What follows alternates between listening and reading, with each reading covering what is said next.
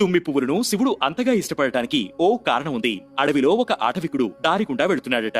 ఆ దారిలో ఒక చోటికి చేరగానే అతనికి చలి ఎక్కువగా అనిపించింది. చలి బాధ తట్టుకోలేక కాసేపు అక్కడే ఆగి నిద్రపోదాం అనుకున్నాడు. దానికి తగ్గట్టే అక్కడ ఒక స్థలం చూసుకున్నాడు. అయితే అక్కడే ఒక శివలింగం కనిపించింది. వెంటనే శివయ్యకు ఒక నమస్కారం చేసుకుని ఆ శివలింగం పక్కనే తాను పడుకున్నాడు. చలిని భరించలేక తన దగ్గర ఉన్న ఒక సంచిని కప్పుకుని నిద్రపోతాడు. అయితే వెంటనే మేల్కొని అయ్యో శివలింగానికి చలిస్తుంది కదా అనుకుని తన కప్పుకున్న సంచిని పక్కనే ఉన్న శివలింగానికి కూడా కప్పుతాడట.